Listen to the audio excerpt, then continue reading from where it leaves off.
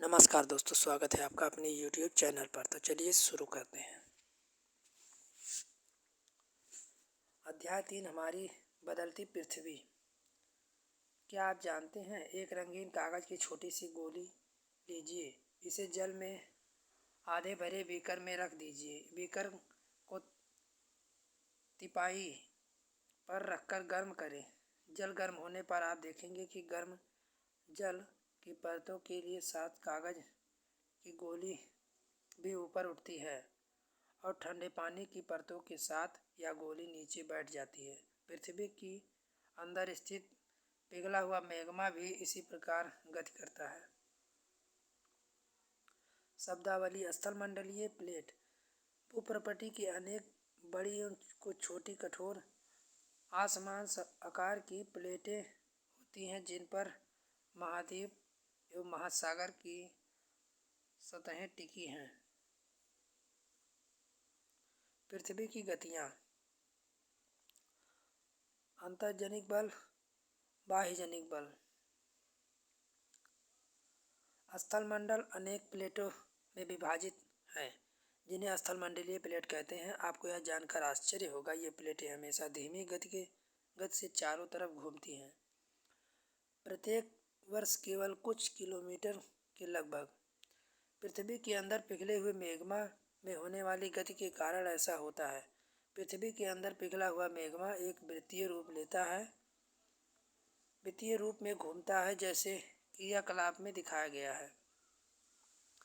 Plate की इस गति के कारण पृथ्वी की सतह पर परिवर्तन होता है। पृथ्वी की गति को उन बलों के आधार पर विभाजित किया जाता है जिनके कारण ये गतियाँ उत्पन्न होती हैं। जो बल पृथ्वी के आंतरिक भाग में घटित होता है उन्हें अंतर्जनित बल कहते हैं। जो बल पृथ्वी की सतह पर उत्पन्न होता है बाह्यजनिक बल कहते हैं। अंतर्जनित बल कभी आकस्मिक गति उत्पन्न करते हैं तो कभी धीमी गति। भूकंप और ज्वालामुखी जैसे आकस्मिक गति के कारण पृथ्वी की सतहों पर अत्यधिक हानि होती है।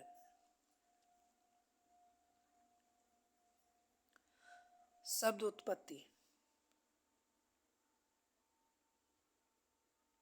एंडो एक्सो प्लस जेनिक। क्रियाकलाप: एक बर्तन लें, उसे जल से भर दें, ढक्कन से बंद कर दें तथा जल गर्म करने के लिए रख दें। अब कुछ मटर चम्मच और मोती ढक्कन के ऊपर रख दें। आप क्या देखते हैं? जैसे ही जल उबलता है, ढक्कन भी हिलने लगता है। जो वस्तुएं अपने ढक्कन के ऊपर रखी हैं उनमें कंपन होने लगता है। क्या आप जानते हैं, भूकंप तरंगें 3 प्रकार की होती हैं?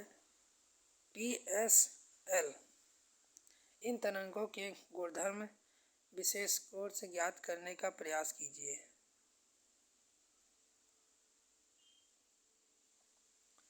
एक ज्वालामुखी प्रॉपर्टी मेंटल मैग्मा, लावा क्रेटर, गैस व राख। भूकंप की उत्पत्ति चित्र 3.3। उपगम केंद्र: वह स्थान जहाँ भूकंप उत्पन्न होता है वह भूकंप ऊर्जा का उद्गम केंद्र होता है। अधिकेंद्र प्लेट सीमा: भूकंप तरंगें सभी दिशाओं में बाहर की ओर निकलती हैं।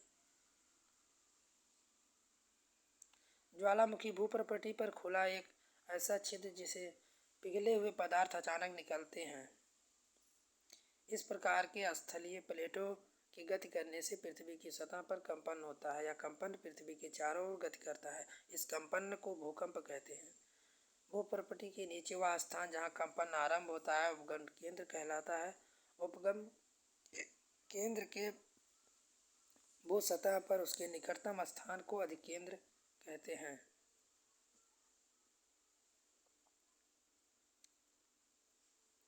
गुजरात में भूकंप द्वारा विनाश। क्या आप जानते हैं, भूकंप का मापन एक यंत्र से किया जाता है जिसे भूकंप लेखी कहते हैं। भूकंप की तीव्रता रिक्टर स्केल पर मापी जाती है। जिस भूकंप की तीव्रता 2 अथवा उससे कम होती है उसका प्रभाव नहीं ना के बराबर होता है। जिस भूकंप की तीव्रता 5 होती है वस्तुओं के गिरने की क्षति पहुंच सकता है। 6 भूकंप की तीव्रता 6 अथवा अधिक होते हैं तो शक्तिशाली, और जिसका 7 अथवा अधिक होता है वह सर्वाधिक शक्तिशाली समझा जाता है। भूकंप लेखी। भूकंप एक वस्तुनिष्ठ अध्ययन। भुज में भूकंप के झटके। स्कूल सर्वाधिक प्रभावित। भुज में विनाशकारक राहत। भुज की तबाही। शहर में आग। भूकंप प्रभावित क्षेत्र में आपातकाल की घोषणा। मुख्यमंत्री की केंद्र से अपील।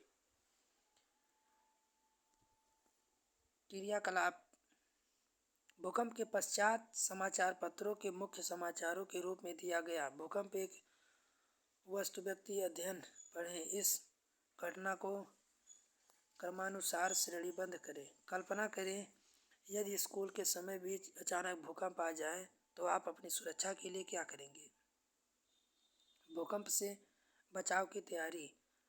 भूकंप से दौरान कहाँ आश्रय लें। सुरक्षित स्थान। मेज दीवार दूर रहें। चिमनी, आग, खिड़की, दर्पण पहले से तैयार रहें। जागरूक। आपदा का सामना विश्वास से करें। यदि भूकंप की भविष्यवाणी संभव नहीं है यद्यपि भूकंप की भविष्यवाणी संभव नहीं है, लेकिन यदि हम पहले से तैयार हैं तो इसके प्रभाव को निश्चित रूप से कम किया जा सकता है।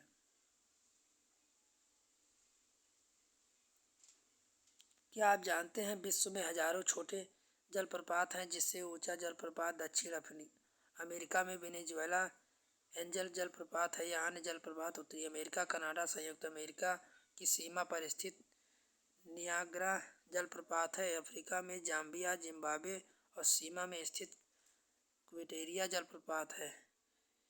नियाग्रा जलप्रपात एक जलप्रपात कठोर शैल जल की शक्ति द्वारा काटे गए मृदु शैल। बाढ़कृत मैदान में नदी द्वारा निर्मित स्थलाकृति। चीप झील, बाढ़ का मैदान, तटीय बंध, विसर्प। मुख्य स्थलाकृति। अक्षय अपरदन नामक दो प्रक्रमों के दृश्य भूमि लगातार विघटित होती रहती है। पृथ्वी की सतह पर शैलों के टूटने, अक्षय की क्रिया, भूदृश्य पर जल, पवन, हिम जैसे विभिन्न घटकों द्वारा होने वाले क्षय को अपरदन कहते हैं।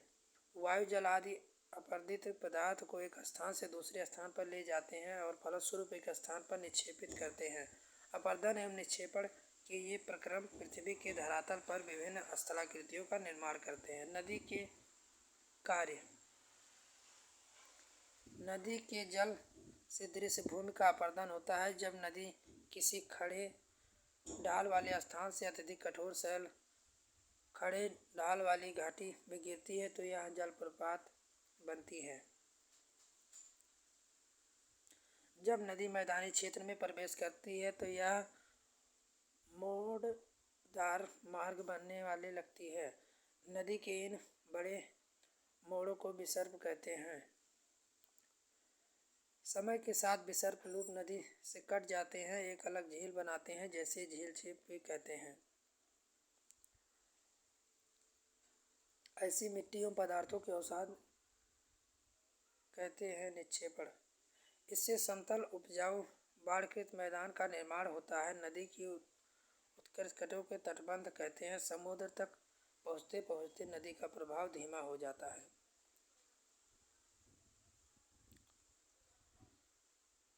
आओ करके सीखें। विश्व की कुछ नदियों के नाम ढूंढें जो डेल्टा का निर्माण करती हैं। डेल्टा। मुख्य नदी वितारिका,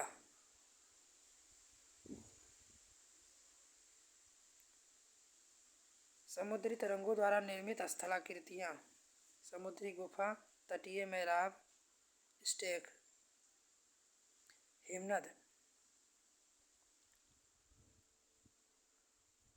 समुद्री तरंग के कार्य। समुद्री तरंग अपरदन एवं निक्षेपण तटीय स्थलाकृत बनाते हैं। समुद्री तरंगें लगातार सैलों से कट जाती हैं जिससे दरार विकसित होता है। समय के साथ साथ बड़ी चौड़ी हो जाती हैं। इनको समुद्री गुफा कहते हैं। इन गुफाओं को बड़े होते जाते हैं, केवल छत बचे रहते हैं, तटीय मेहराब कहलाते हैं।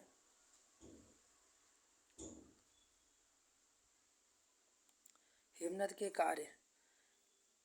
हिमनद तथा हिमनी बर्फ की नदियाँ होती हैं। हिमनद अपने नीचे के कठोर चट्टानों से गोलाश्मी मिट्टी पत्थरों को अपर्दित कर देती है। गोलाश्मी मिट्टी पत्थरों भूदृश्य का अपरदन करती हैं। हिमनद गहरे गर्त का निर्माण भी करती हैं। बालू टिब्बे।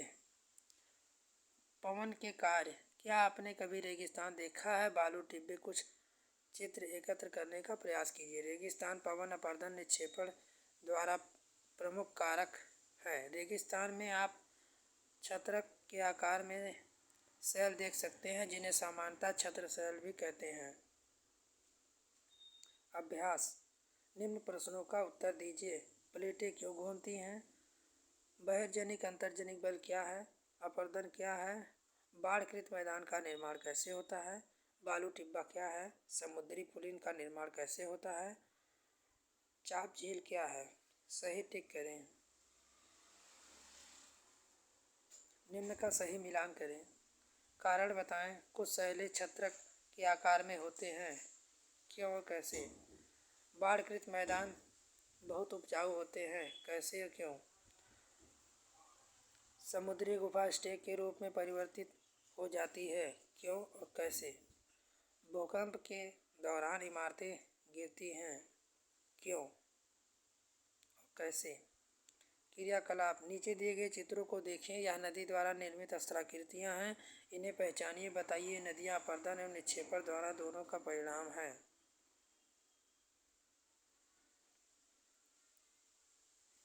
आओ खेलें। बाएं से दाएं, ऊपर से नीचे।